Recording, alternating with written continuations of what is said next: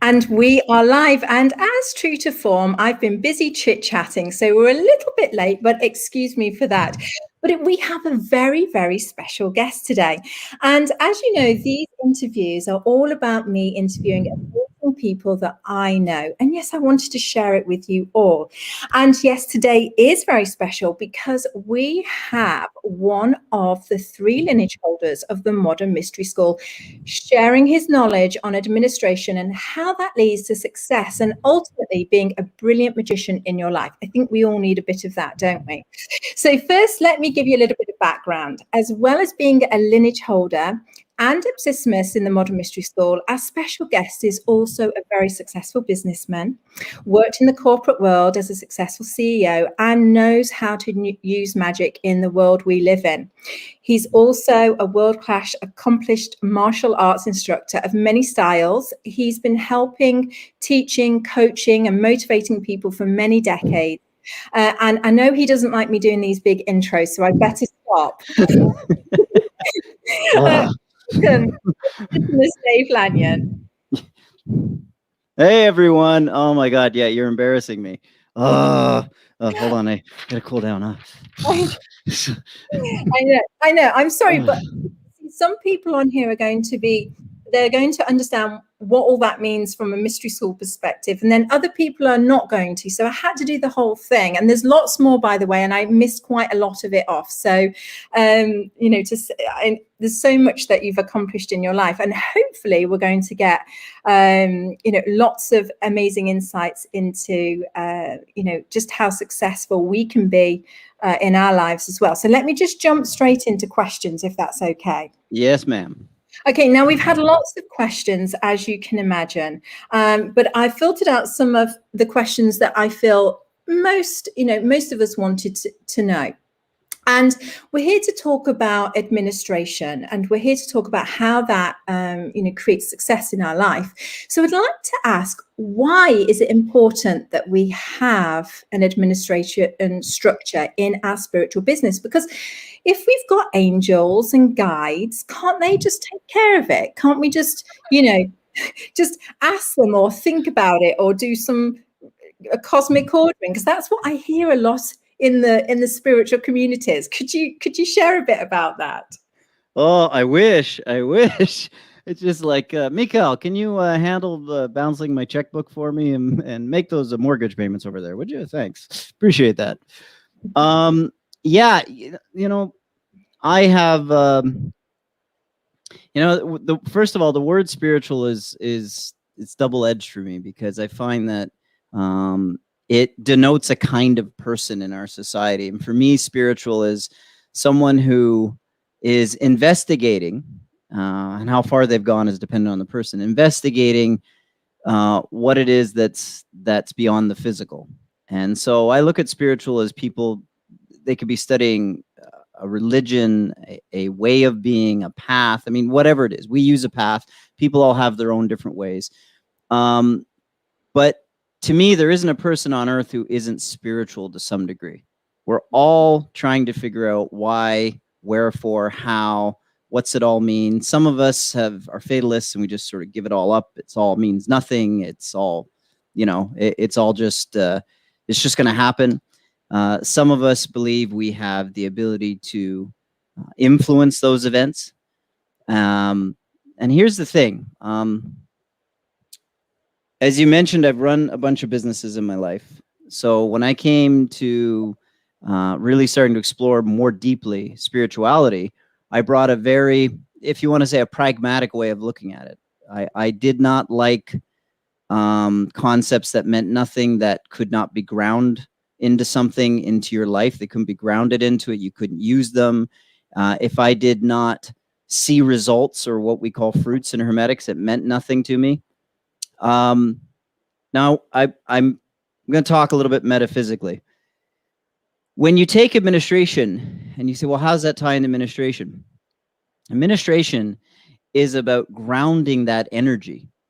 So all of those highfalutin concepts, and I'm sure we could have conversations and people would agree and disagree with me about what spirituality is and what angels are, and there isn't angels, what are their beings, well, they're balls of light, blah, blah, blah, blah. Doesn't matter.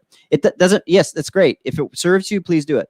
But what matters is that none of that will make a difference to you or to another person you want to potentially provide assistance to if they can't ground it.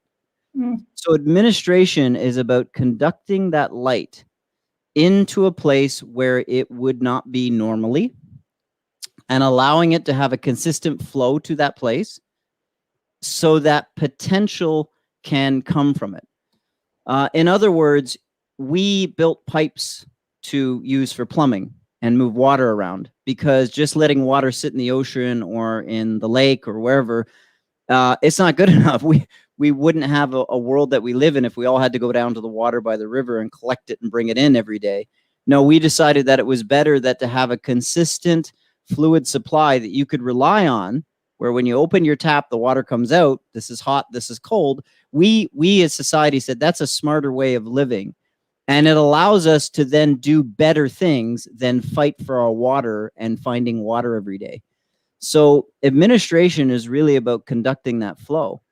And if I were to use the term failure, which I know some of you won't like, but let's just say you're not doing as well for yourself or others in terms of working with spirituality, in terms of helping people see a brighter day, a greater potential of themselves in the world. Almost always it's coming from the lack of administration of the light in that process. Now, you asked a great question, Kate, because you said, isn't there angels or spirit guides? Why doesn't that just work? And it's like, yeah, the very question is framed on the fact that if we believe in a universal all, a God for some, whatever label you want to stick on the universal all, you just say the universe, the collective consciousness, whatever your label is for the great bigger thing, there is a structure within it. We say angels because we don't just say God and you, we say God and other beings. We say higher consciousness and other things. Some people even say my higher self. That shows that there is a conduit. There is a structure required, not random, required, set in place for energy to come through, for things to come through. And why someone would think that once it arrives at you, it stops doing that, it's weird. Or why it arrives at you, but you're not part of it. That's also a very, for me, as an Ipsissimist, a very unusual and, forgive me, those of you live, incorrect way of thinking. It isn't proper. If you are the receiver of the light, are you not a link in the chain meant to move that light on? Well, but above you, that light that came through a structure. Why would you think that you then no longer belong to the structure or have any, button pushing word for all of you, responsibility in that structure? And what I see that carries, that emanates within the spiritual world so much, where so many good people could be doing better and helping, really ultimately helping more people is the greatest good we can do. Where I see people, misdirecting or failing the greatest is they don't take the responsibility on of maintaining that light. And so what does that mean? There's kind of this fatalistic thought in a lot of New Age where if it's meant to be, it's meant to be. And what that means is like God's got control of everything and you are basically nobody. You are just a recipient of everything. And in traditions of the mystery school and the traditions of any of the great mystery schools that have been on this planet, that doesn't work that way. You are meant, as you gain wisdom and authority in the light and understanding of it, in other words, you have more comprehension and ability to work with the light, that you're responsible to progress that light, to keep it moving to others, to do what someone or something did for you. If you want to look at it like an angel, then be an angel for a human being. If you want to look at it like just being another really good person, be another good person. But you have responsibility to hold that potential, not for what they do with it. That's up to them, but to hold the potential for the person to become greater. And when there isn't administration of that, when there isn't like literal understanding flow, things that you write down, things that you check up on, things that you look into, dates you put on the count. I mean, administration, like true administration of the light, then the potential dies. And you as a recipient are no longer passing that potential on, and you're no longer holding the potential for others, including yourself, because holding it for others is holding it for the self. You are abdicating, and that kind of emanates in so much of what society is about nowadays, is what can you do for me? And ultimately, in the potential of the mystery school, there is a selfishness in what someone does in the lineage, because to serve yourself, you must serve another. And so it's very selfish. And I say I'm a very selfish person, because for me to become greater, I have to help other people. I cannot sit on my couch. Forgive me for those of you who get your buttons pushed by this, if you're really deep in the new age, meditate and make the world a better place. I cannot sit on my couch and meditate. And I know some of you are like, oh no, there's studies that prove that isn't true. Okay, let me amend it. Yes, you can make it this much better. But I want you to put it in practical terms. A man is starving on the street and he needs food. You don't sit on your couch and meditate about it and hope he gets food. You, if you want to make a difference, make him a sandwich and bring it to him. You take action. You take responsibility for the power and authority you have to do a good deed, and you act upon it. And if you maintain that power and authority, and you take responsibility for your own power and authority in the light, the fact that you're part of this chain of administration, you can perform miracles. And I see the greatest failure is people that don't take the responsibility on. They want, and it's very teenagerish in terms of development. We would say, are you a spiritual child, a spiritual teenager, a spiritual adult?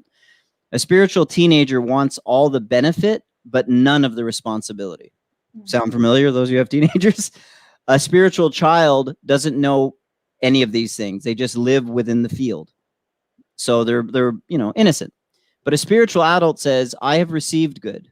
I have authority and power to do good. I have light. I have a way of doing something that can help people.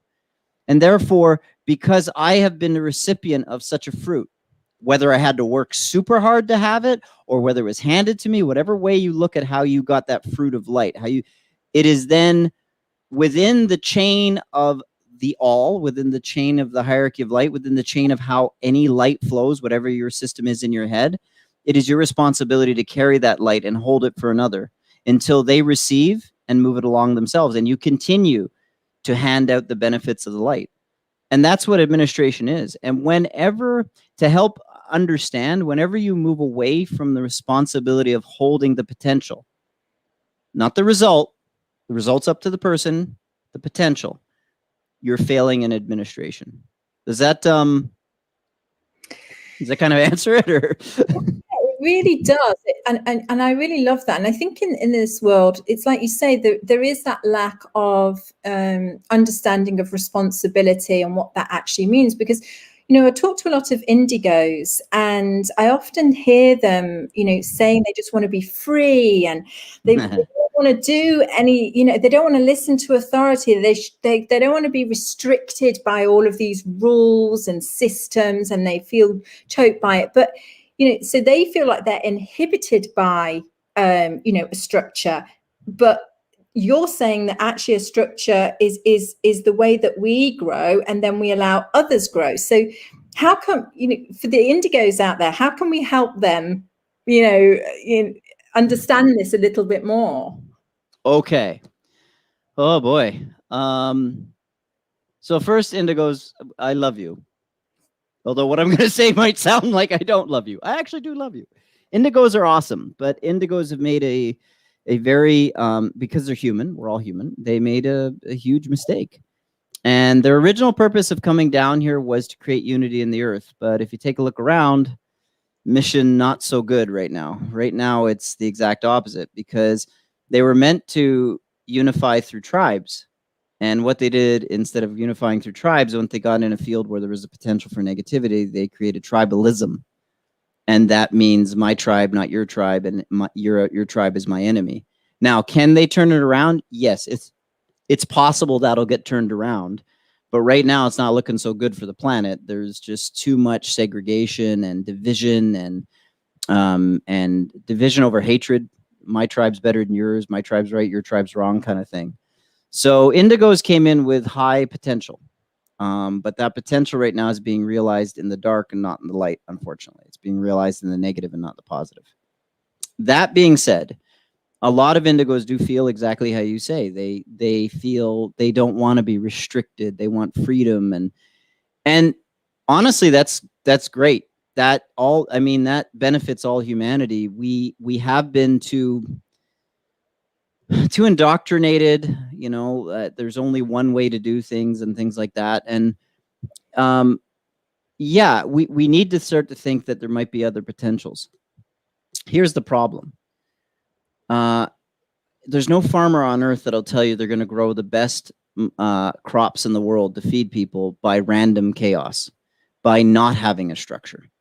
I want you to go to a farmer and say, I'll tell you what, let's just grab sacks of beans and seeds, mix them all together, toss them in the field, let God sort it out, because I don't want to get up at 6 in the morning and tend the farm, and I don't want to take care of the animals, and I don't want to do the watering, and I don't want to be responsible for fertilizing, and it'll just all work out.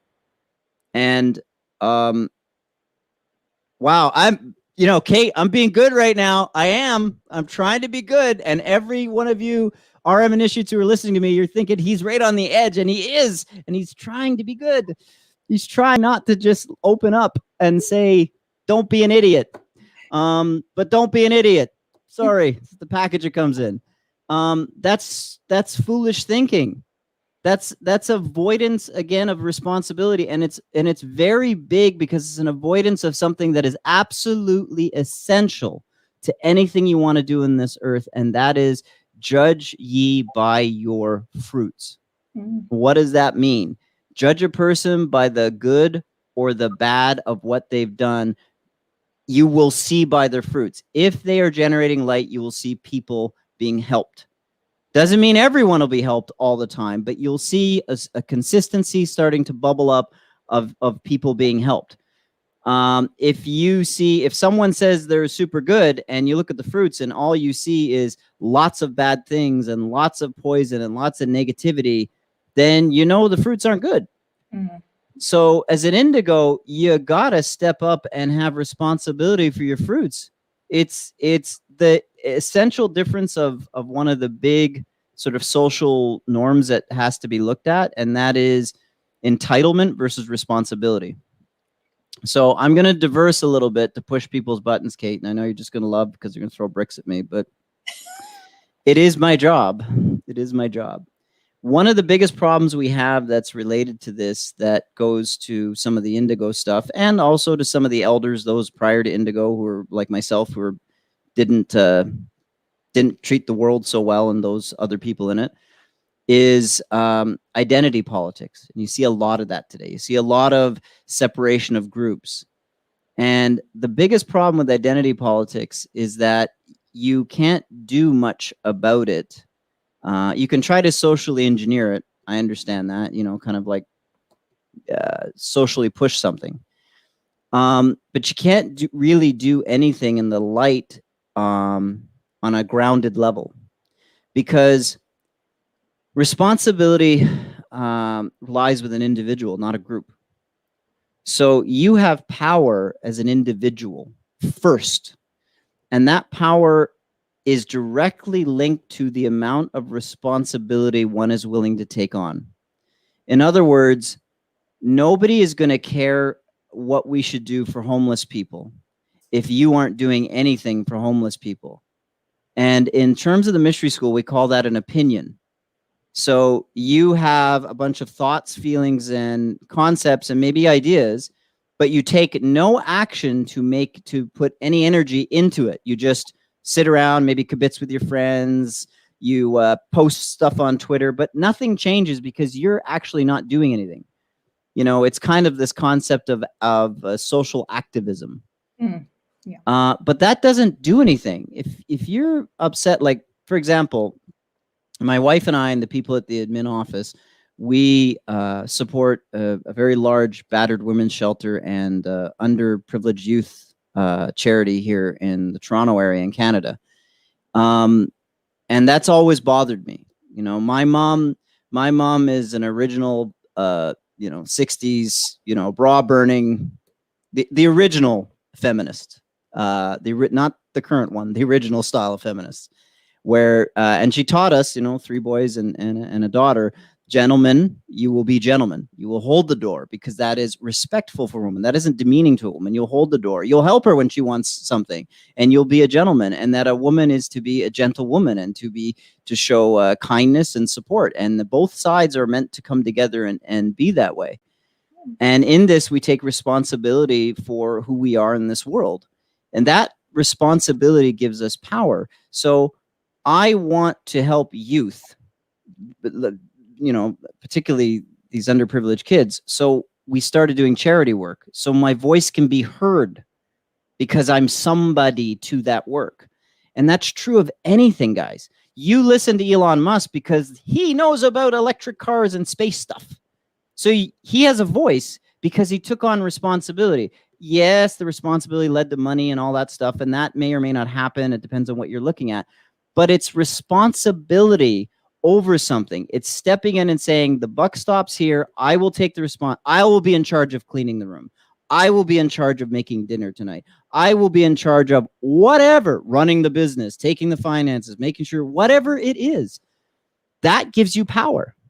And the biggest misconception with Indigos is they think they're entitled to power. Not all of them, forgive me, I don't mean all of you, but the vast majority that I've run into in many ways think that they are entitled to power without having accepted the responsibility. It's kind of like that, and those of you who are older like me, you have probably encountered this, where you got a college kid telling you about the way the tax system is broken, and you kind of look at them and say, what have you paid into the tax system? Like, what have you contributed?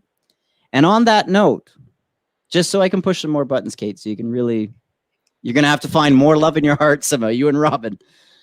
On that note, we need to remember that one of the reasons why we're having so many problems with democracy in the world, you say, well, why is, there's all this stress in democracy, is because there's a lot of people with a lot of voices who've done nothing to contribute to the betterment of a society. So, in reality, in terms of the mystery school teachings, we would tell our ritual masters, speak only of that which you are an expert of, and ask questions of the things that you aren't. So you're always an expert about your personal life, your personal feelings, but are you an expert on how to deal with finance, economics, build a business? There's nothing worse than having a person come up to you and tell you how to do those things, and they've never done it themselves. No fruit, no result.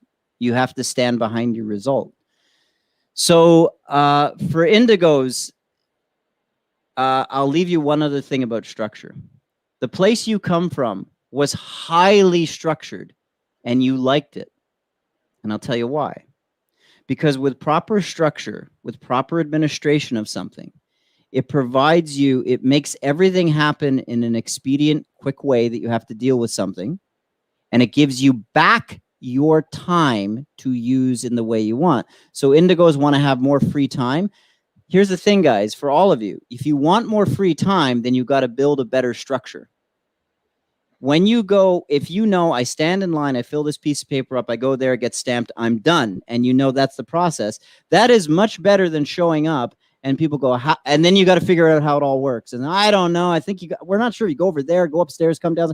That wastes time and energy. Proper structure, not bad structure, proper administrative structure creates freedom. It allows you to have more time to do the things that you want to do. So Indigos, adopt some really good structure and you'll have way more free time. It's not the other way around. Chaos doesn't make free time. Chaos takes away time. Structure creates more free time. Is that good, Ms. Kate? Yes, absolutely. I love that. I love that because,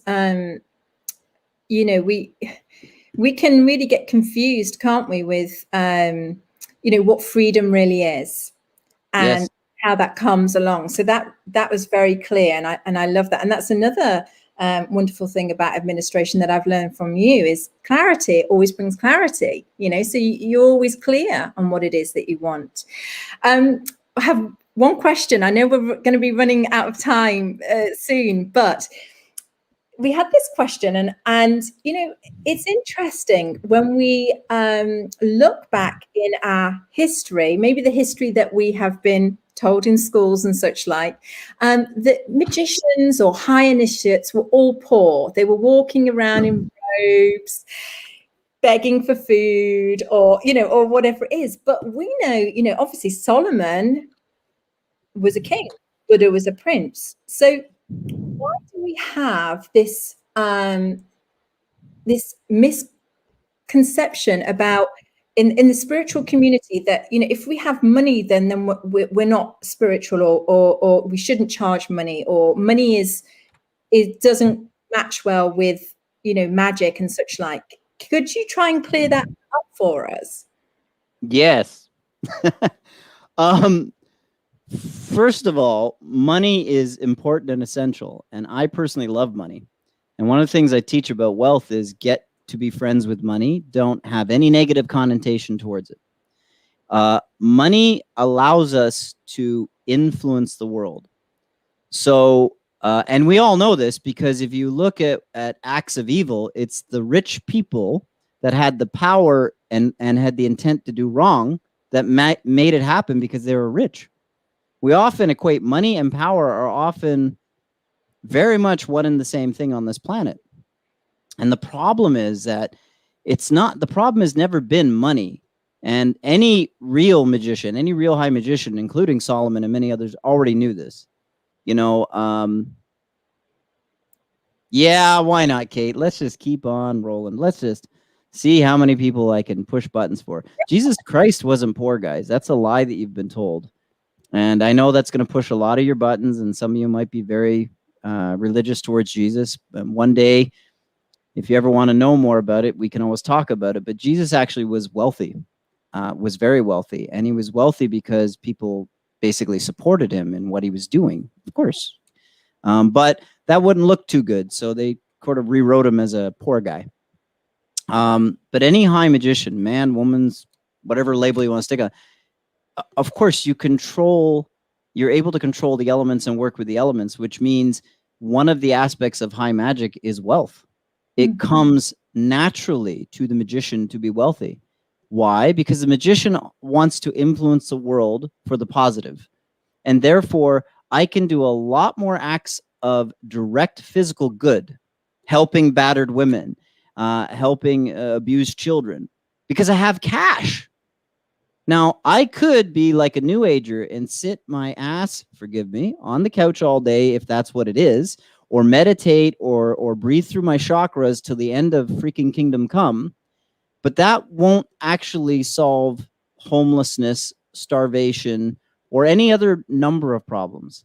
The biggest problem in the world is not money. Is that it's the money, it's that the good people need the money. That's what's needed. I want every, what you call light worker on this planet, to be as wealthy as possible. You should be. Why? Because if you're a person of a good heart, you would never walk by a starving man, woman, or child and say that's okay in your life. You would never walk through a city and look at someone who's suffering, whether it's because of mental illness or just bad luck or anything, and say, I have lots of money, that's okay. Because it isn't okay. Wealth matters, guys. And if you are truly a person of the light, then you shouldn't be afraid of money. You should be embracing it. Even if you don't want money to exist as a system, well, I'm really going to shove some more buttons. You're already going to fail. There will always be a structural hierarchy of the things you value. So it's tied to money. Give me a moment, Kate. Okay. Everything okay, let's imagine a world without money. Okay, poof, it's gone. So what would be valuable? Food, oxygen. We go down the list of all our needs, clean water. And whoever has those things will be the richest person on the planet. No matter what you think it is, whoever has more of the thing that you call valuable, they are the top of the hierarchy of it. So hierarchies are not a bad thing. They serve us. And money is not a bad thing. Corruption has gotten into money, of course, because you live on this planet and that's what happens. But we can clean that up and straighten it up. And people are like, oh, Bitcoin, this. Guys, it doesn't matter what you bring in. you have to work with the human heart and their intention first, because they're the ones controlling all of it. It doesn't matter if you say Bitcoin's the solution. Okay, so what? And a bunch of bad guys with bad intent will control Bitcoin and they'll do bad things. It doesn't matter if you get rid of money and it's the guy who has the most cows, or it's the guy that has the biggest nuclear plant. Whatever the hell it is, it's going to be the person that has the most of whatever it is that you want. And even in non-monetary systems, let's say you're a musician and you say, well, I hate hierarchies. We should all be treated equally. But that piano player, she is awesome. She's the best. And right away, you install her as the top of your hierarchy of what you consider valuable. There are always hierarchies. There is always value in those hierarchies. We all understand what money is.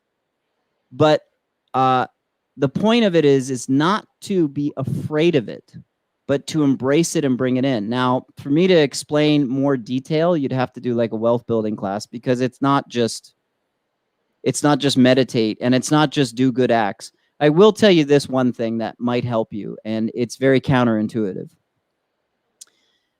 Give money to good acts. Take that money and use it for a good act. And I don't just mean charity.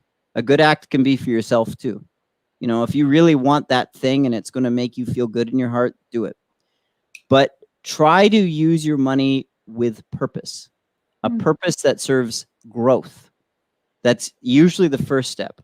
So instead of saying, oh, I want a pack of smokes, oh, I got to drive another beer, oh, I need to eat another dinner out, which is a little hard in lockdown, but, you know. And those things you might enjoy, and I'm saying go ahead and enjoy them. But also, where's the money going that's helping you to become a better person, a stronger person, a wiser person, a healthier person? That's good investment. The best investment for all of us is ourselves. We are the number one, because no matter what happens, it's always with you. I'll leave you with the last thing for money. Just remember, there is nothing the rich man can do that the poor man can. But there's a whole lot the poor man can't do that the rich man can. That's why money's important, guys. Cool. We good? Thank you so much. Even Sherlock thinks it's amazing because he's just started barking like crazy. So that's it. He agrees. Sherlock is the second best dog in the world, so I'll give you credit. Only to Coco. She's the best.